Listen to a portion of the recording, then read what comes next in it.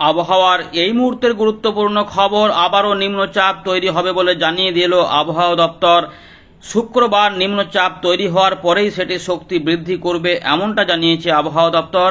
এর প্রভাবে বাংলায় 28 তারিখ থেকে 1 নভেম্বর পর্যন্ত সময়ের মধ্যে বৃষ্টিপাতের সম্ভাবনা রয়েছে। এদিকে পশ্চিমী ঝঞ্ঝা 27 অক্টোবর হিমালয়ের পশ্চিম ভাগে আসবে, কিন্তু তার আগে উত্তর পশ্চিম ভারত এবং উত্তরপ্রদেশ সংলগ্ন এলাকাতে বেশ কিছুটা তাপমাত্রার পতন হতে চলেছে এমনটা নতুন করে খবর দিয়েছে। ইতিমধ্যে দক্ষিণ ভারতে নিম্নচাপের কারণে বৃষ্টিপাতের দাপটটা রয়েছে, আগামী 2-3 দিন এখনো থাকবে। এবারে বাংলার পালা, এখন বৃষ্টিপাত নেই। ছট পূজার দিন কি বৃষ্টিপাত হবে? নতুন আপডেট কি বলছে আমরা জানবো। আপাতত 28 তারিখ কিছু কিছু এলাকাতে বৃষ্টিপাত হতে পারে, তবে 29 তারিখ থেকে বৃষ্টিপাতের পরিবেশ বদল হবে এবং কোথাও কোথাও ঝড় এবং বিক্ষিপ্তভাবে ভারী বৃষ্টিপাত বা অতি ভারী বৃষ্টিপাতও দেখা মিলতে পারে। বঙ্গোপসাগরে কি ঘূর্ণিঝড় দেখা যাবে? এই যে নিম্নচাপটি হবে এবং নিম্নচাপটি ইতিমধ্যে শক্তি বাড়ানোর ইঙ্গিত দিয়েছে আবহাওয়া দপ্তর এবং গভীর নিম্নচাপেরও সংকেত রয়েছে, কিন্তু আরও কি শক্তি বৃদ্ধি করে সেটি অতি গভীর নিম্নচাপ বা ঘূর্ণিঝড়ে পরিণত হবে, সেই সমস্ত বিষয় আমরা আজকের এই ভিডিওতে পরিবর্তন অনুযায়ী আলোচনা করব, আপনাদের দেখাবো। আজ আপনার এলাকায় কেমন অনুভব করছেন অবশ্যই জানাবেন, সঙ্গে আপনার জেলা উল্লেখ করতে ভুলবেন না। একটি লাইক করে আমাদের অনুপ্রাণিত করবেন এবং নতুন হলে চ্যানেলটিকে সাবস্ক্রাইব করে রাখবেন। মৎস্যজীবীদের সতর্কতা জারি হলে সেটা কবে থেকে হতে পারে সেটাও আমরা দেখার চেষ্টা করব, তাই মৎস্যজীবীদের কাছেও এটি শেয়ার করে দেবেন এবং চাষি ভাইদের কাছেও এটিকে শেয়ার করে দেবেন। আমরা এখানে ফেরত আসছি, তার আগে একবার দেখে নিই আজ আবহাওয়া দপ্তর এই মুহূর্তে লেটেস্ট আপডেটে কি বলছে, কি পরিবর্তন করেছে, সেগুলো দেখার পরেই আমরা এখান থেকে আবার শুরু করব। দেখতে থাকুন। আমরা এখন দেখে নেব 23 অক্টোবর সন্ধ্যেবেলায় প্রকাশ করা ভারতীয় মৌসুম ভবনের গুরুত্বপূর্ণ আপডেট। এখানে আপাতত কিন্তু এই মুহূর্তে আমরা দেখতে পাচ্ছি যে অন্ধ্রপ্রদেশ, কেরালা, ইয়ানাম, রায়লসীমা এইদিকে 24 তারিখ পর্যন্ত ভারী বৃষ্টিপাত, অতি ভারী বৃষ্টিপাত থাকবে, তবে 25-26 তারিখ পর্যন্ত চলতে পারে। আবার 29 তারিখের দিকেও কিছু বৃষ্টিপাত এখানে আসবে, তার মানে নতুন আবার সিস্টেমে বৃষ্টিপাতের ইঙ্গিত। এদিকে পূর্ব ভারত, মধ্য ভারতে ইতিমধ্যে আমাদের পূর্ব ভারতের যে আন্দামান নিকোবর দ্বীপপুঞ্জের অংশ রয়েছে সেখানে কিন্তু ভারী অতি ভারী বৃষ্টিপাত ইতিমধ্যে সতর্কতা জারি হয়ে গেছে। 25 তারিখ পর্যন্ত সেখানে ভারী অতি ভারী বৃষ্টিপাতের ইঙ্গিত রয়েছে। আর কিছুটা বিক্ষিপ্ত বৃষ্টিপাত আমাদের পূর্ব মধ্যপ্রদেশ, বিদর্ভ, ছত্তিশগড়ের দিকে হতে পারে সম্ভাবনা থাকছে, যদিও বাংলাতে এই মুহূর্তে এখান থেকে কোনো বৃষ্টিপাতের মানে সতর্কতামূলক কিছু বলেনি, তবে সম্ভাবনাগুলি সবই তৈরি হয়ে যাবে এমন সম্ভাবনাই রয়েছে।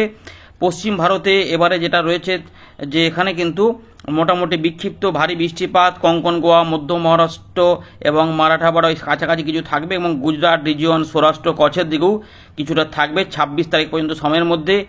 এখানে এরকমই বলা রয়েছে, আর কিছু কিছু বৃষ্টিপাত তো থাকছেই। উত্তর ভারতে যে খবরটা রয়েছে ওখানে বৃষ্টিপাতের খবর এই মুহূর্তে নেই, তবে তাপমাত্রা পতনের কথা বলেছে।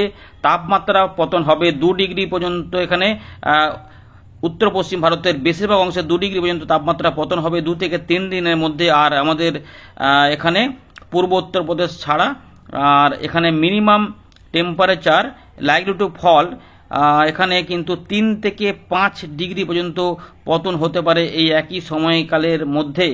বুঝতে পারছেন তো, এখানে যেটা বোঝা যাচ্ছে যে তাপমাত্রার পতনের কিন্তু ইঙ্গিত রয়েছে, এইটাই কিন্তু রয়েছে 3 থেকে 5 ডিগ্রি পর্যন্ত তাপমাত্রা পতন হবে। যদিও ব্যাপার রয়েছে যে আবার একটি ঝঞ্ঝা আসবে 27 তারিখের দিকে, ফলে এই পতনটাও কিন্তু খুব একটা প্রভাব আমাদের বাংলাতে দেখাবে না।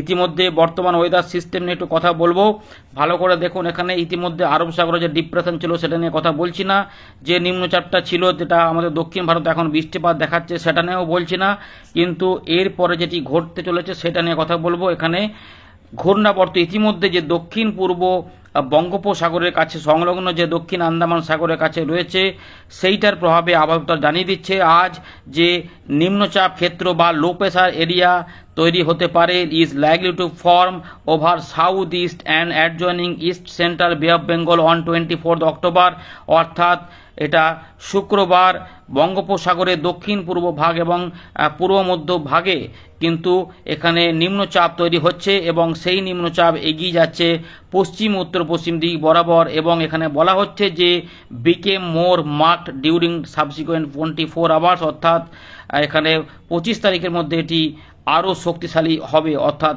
হয় সুস্পষ্ট বা গভীর নিম্নচাপ হতে পারে। তবে গভীর নিম্নচাপ হওয়ার সম্ভাবনা সব দিকে বেশি রয়েছে, আমাদের দেখাবো।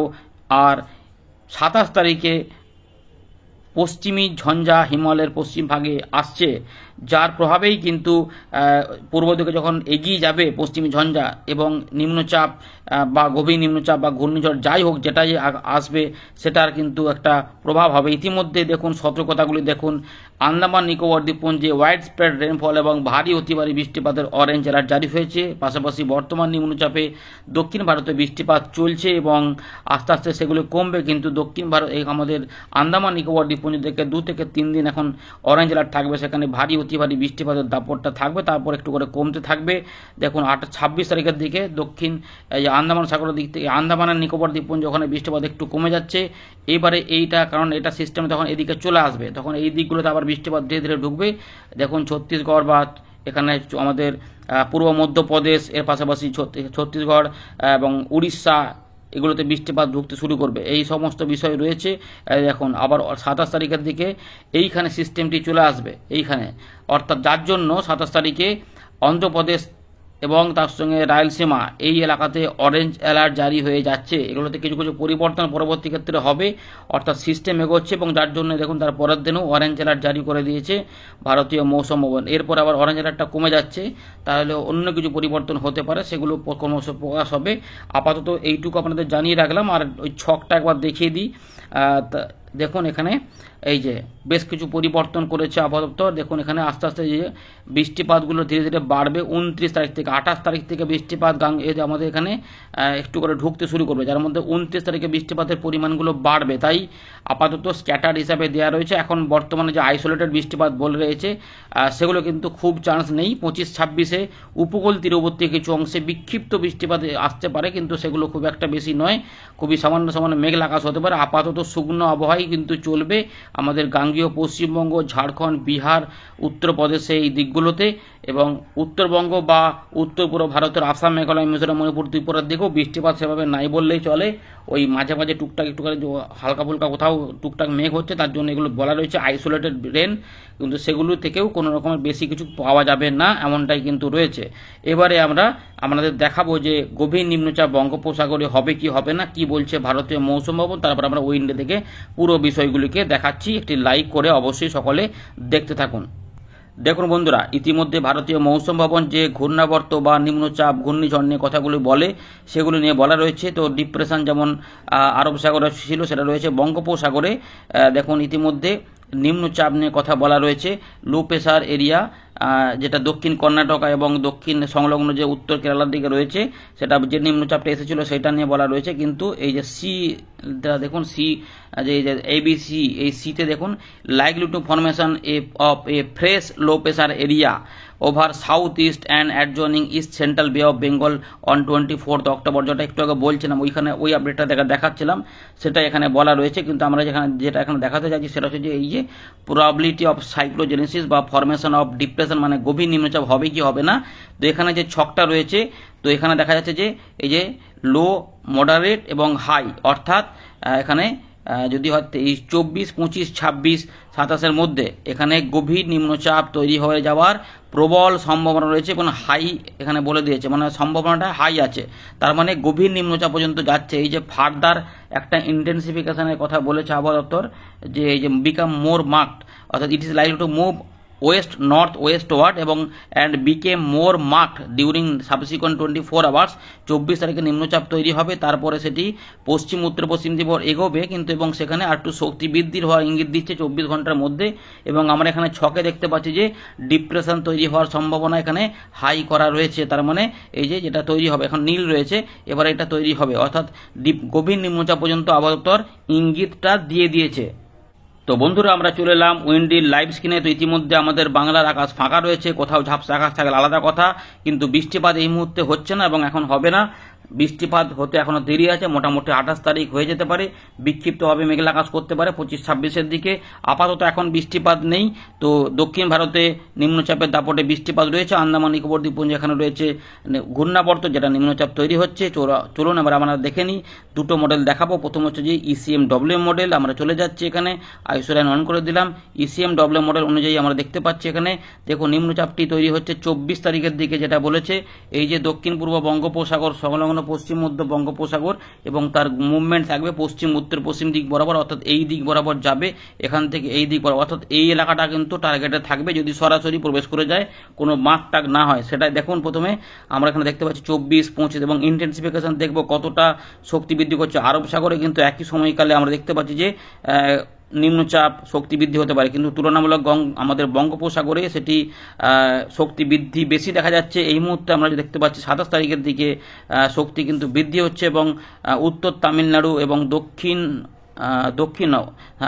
অন্ধ্রপ্রদেশ এখানে কিন্তু রয়েছে এবং দক্ষিণ পশ্চিম বঙ্গোপসাগর সংলগ্ন পশ্চিম মধ্য বঙ্গোপসাগরে 77 কিলোমিটার পর্যন্ত বায়ুর ঝাপটা পাওয়া যাচ্ছে। আরও আমরা ট্র্যাক করছি, পরে শক্তি বৃদ্ধি আরও বেশি দেখা যাচ্ছে এবং এর গতিবেগ আমরা যদি এখানে মেপে দেখাই তাহলে মোটামুটি 80 থেকে 85 কিলোমিটারের মধ্যে বায়ুর ঝাপটা এই মুহূর্তে আমরা এই জায়গাটাতে মেপে দেখাতে পাচ্ছি। তো এবং তার এই যে বিজয়বাড়া এবং বিশাখাপত্তনম মানে ভাইজ্যাগের কাছাকাছি এলাকাতে এইটার কিন্তু আমরা দেখতে পাচ্ছি যে প্রবেশ হতে পারে বায়ুর ঝাপটাতে, এবং বায়ুর গতিবেগটা একটু সঙ্গে সঙ্গে দেখে নেব যে কি হতে চলেছে। কোন মোটামুটি 27 থেকে 28 তারিখের মধ্যে শক্তি বেশি বৃদ্ধি দেখাচ্ছে। এখানে গতিবেগ আমরা দেখতে পাচ্ছি যে যদি এই জায়গাটা দেখাই তাহলে দেখুন মোটামুটি 72 কিলোমিটার পর্যন্ত বাঁ দিকে দেখুন, একদম বাঁ দিকে উঁচু কোণের দিকে উপর দিকে 71-72 কিলোমিটার কিন্তু মিটারে চলে আসছে, অর্থাৎ ঘূর্ণিঝড়ের যে গতিবেগগুলি সেগুলি এখানে কিন্তু থাকছে। তাহলে কি ঘূর্ণিঝড় হবে, ঘূর্ণিঝড় মন্থা? দেখুন এই মুহূর্তে কিন্তু সেটা জোর দিয়ে বলা যাবে না, কারণ আপডেটে মাঝে মাঝে পরিবর্তন আসছে। তবে গভীর নিম্নচাপ বা অতি গভীর নিম্নচাপ হয়ে যেতেও পারে। পরবর্তী শেষ মুহূর্তে কি হয় আরও কয়েকটা আপডেট জানতে হবে। তারপরে এটা কিন্তু অন্ধ্রপ্রদেশ উড়িষ্যার দিকেই বা অন্ধ্রপ্রদেশ সেই ধরুন যে প্রবেশ করছে, প্রবেশ করার পর এর মুভমেন্ট কি হবে তার জন্য আমরা 30 তারিখের দেখুন 30-31 তারিখের দেখুন যখন যাচ্ছে আমরা দেখতে পাচ্ছি যেটা কিন্তু এই দিক বরাবর যেতে চাইছে, এই দিক বরাবর। তার মানে আমাদের পূর্ব ভারতের দিকে বৃষ্টিপাতের প্রকোপ হতে পারে। এই যে ঝোড়ো হাওয়াও ঢুকছে, অর্থাৎ জলীয় বাষ্পও ঢুকতে যাবে। নিম্নচাপটা এখানে অবস্থান করতে পারে, হয়তো একটু তখন সুস্পষ্ট বা একটা সাধারণ নিম্নচাপ হিসাবে থাকবে, কিন্তু এটা কিছুটা বৃষ্টিপাত অবশ্যই নিয়ে পূর্ব দিকে সরতে থাকবে। এবং আমরা জানি যে পশ্চিমী ঝঞ্ঝাও কিন্তু একটা ওই 27 তারিখের মধ্যে চলে আসবে, সেটাও 28, 29 তারিখ 30-এর মধ্যে দিক দিয়ে যেতে থাকবে। ফলে দুটো মিলে কিন্তু একটা বৃষ্টিপাতের পরিবেশ তৈরি করতে পারে, যেটা 2 তারিখ পর্যন্ত প্রভাব দেখাতে পারে আমাদের উত্তর পূর্ব ভারত পর্যন্ত। যা আমরা একটু বৃষ্টিপাতগুলো দেখে নেব, তারপর আমরা জিএফএস মডেলটাও দেখব। তো এখন তো কোনো বৃষ্টিপাত নেই, এখন দক্ষিণ ভারতে বৃষ্টিপাত চলছে, বাকি আমাদের বাংলায় বৃষ্টিপাত থাকছে না, পুরোপুরি শুকনো থাকছে। কিন্তু যেহেতু এখানে এদিকে তাপমাত্রা কমার ইঙ্গিত থাকলেও এইখানে যেহেতু একটু মেঘলা মেঘলা থাকছে, তাই ভ্যাপসা গরমটা কিন্তু ভালোই বিদ্যমান হচ্ছে আমাদের দক্ষিণবঙ্গে।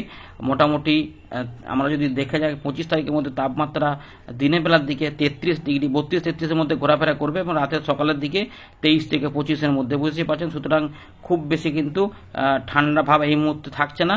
এবং আমরা যখন 26 তারিখ 27 তারিখ পর্যন্ত কিন্তু বৃষ্টিপাত আমরা সেভাবে পাবো না। 25-26-এর দিকে যদি দেখা যায় যদি বৃষ্টি হবে একদম উপকূল তীরবর্তী কিছু অংশে, এই জায়গাটা ভালো করে দেখুন, এই জায়গাটাতে একদম দুপুরবেলার দিকে যে একটু মেঘলা পূর্ব মেদিনীপুর এবং দক্ষিণ 24 পরগনা এবং কিছুটা আমাদের বাংলাদেশের উপকূলবর্তী এবং উড়িষ্যার দিকে এই ভুবনেশ্বর এগুলোতে একটু মেঘলা মেঘলা বিক্ষিপ্ত হতে পারে। এগুলো কিন্তু বড় মাপের মোটেই বৃষ্টিপাত নয়। উত্তরবঙ্গেও সেরকমই রয়েছে, ওই দার্জিলিং কালিম্পংয়ের দিকে একটু ঝাপসা আকাশ হতে পারে, তার জন্য ওইটা বলা রয়েছে। 27 তারিখের দিকে দেখুন ভালো করে, 27 থেকে 28 এই সময়কালে কোনো বৃষ্টিপাত হবে কিনা। 27 তারিখে কোনো বৃষ্টিপাত থাকবে না। 28 তারিখের দিকে একটু মেঘলা মেঘলা হতে পারে, ঝঞ্ঝাটা এগোবে এবং তার জন্য এই যে উত্তরপ্রদেশের দিকে কিছু বৃষ্টিপাত হবে এবং তুষারপাতও থাকবে পাহাড়ি অঞ্চলে। আর এই দিক দিয়ে নিম্নচাপ, গভীর নিম্নচাপ বা যেটাই হবে ঘূর্ণিঝড় হোক বা অতি গভীর নিম্নচাপ যাই হোক, ওটাই ভেতরে ঢুকে পড়বে স্থলভাগে, কিন্তু এটা এগোতে থাকবে। ফলে এই জোড়া ফলাটা কিন্তু পরের দিকে কাজে লাগবে। তো ইতিমধ্যে যার জন্য কি হবে না, জলীয় বাষ্প দুটো এখানে টানতে শুরু হবে। এর ফলে 29 থেকে 30 এবং 31 এই 3টে দিনে 29, 30, 31 এই 28 থেকে 31 কিন্তু 29, 30, 31 হচ্ছে বেশি এলাকা জুড়ে বৃষ্টিপাতের সম্ভাবনা। মূলত হালকা থেকে মাঝারি মানের হতে পারে, তার সঙ্গে বিক্ষিপ্তভাবে ভারী বৃষ্টিপাত হবে। উত্তরবঙ্গে এই মুহূর্তে ভারী বৃষ্টিপাতের ইঙ্গিত দেখা যাচ্ছে এবং গাঙ্গেয় পশ্চিমবঙ্গেও থাকবে। তো মোটামুটি আমরা দেখতে পাচ্ছি উত্তরবঙ্গের অনেক জায়গাতেই কিন্তু বেশ জোরালো বৃষ্টিপাতের ইঙ্গিত রয়েছে। সঙ্গে আমাদের কলকাতা, হাওড়া, হুগলি সহ 24 পরগনা, বর্ধমান, নদিয়া, তার পাশাপাশি বীরভূম, মুর্শিদাবাদ, পশ্চিম বর্ধমান এগুলোতেও কিছু কিছু বৃষ্টিপাত হতে হতে এগুলো পূর্ব দিকে যাবে এবং বাংলাদেশের উত্তর ভাগ সহ আসাম, মেঘালয় যাবে এবং দক্ষিণ ভাগেও কিছু কিছু বৃষ্টিপাত ত্রিপুরা, মিজোরাম দিকেও 2 তারিখের দিকে এই জায়গাগুলোতে হতে পারে। সিলেট, ময়মনসিং, ত্রিপুরা, দেখুন এই যে ত্রিপুরা রয়েছে, ঢাকা এবং আসাম, মেঘালয় বৃষ্টিপাত কিন্তু হতে হতে যাবে। অর্থাৎ 1 তারিখের পর এখানে কিন্তু পরিষ্কার হবে, এখানে 2 তারিখে বৃষ্টিপাত থাকবে, এমনটা কিন্তু এখানে ইঙ্গিতটা আমরা পাচ্ছি। এইটুকু আমাদের দেখিয়ে দিলাম ECM WM মডেল অনুযায়ী। এবারে আমরা চট করে একবার GFS মডেলটাতে দেখাবো। GFS মডেল আমরা দেখার জন্য আমরা চলে গেলাম বায়ু ঝাপটা মোডে। তো এখানেও কি একই রকম হবে। তো দেখুন GFS মডেলেও আমরা দেখতে পাচ্ছি 24 তারিখের দিকে কিন্তু দক্ষিণ পূর্ব বঙ্গোপসাগর এবং সংলগ্ন পশ্চিম পূর্ব মধ্য বঙ্গোপসাগর এলাকা ধরে একটি নিম্নচাপের শক্তি বৃদ্ধি এবং 25 তারিখে সেটা পশ্চিম উত্তর পশ্চিম দিক বরাবর এগোতে থাকছে এবং সেটাও কিন্তু অন্ধ্রপ্রদেশ, তামিলনাড়ুর দিকে যাচ্ছে এবং দেখা যাচ্ছে ওই একই জায়গাতে মোটামুটি এটা প্রবেশ করে যেতে পারে। বিজয়বাড়া, নেলোর কাছাকাছি এলাকাতে মোটামুটি এটা পাওয়া যাচ্ছে এবং এর ফলে 28 তারিখের দিক থেকে একটুখানি এখানে ঝোড়ো হাওয়া বইতে পারে। তাই মৎস্যজীবীদের এখানে কিছুটা সতর্কতা এই 27-28 তারিখের মধ্যে হতে পারে। যাই হোক, এবারে এইটা কোন দিকে যায় দেখতে হবে আমাদের।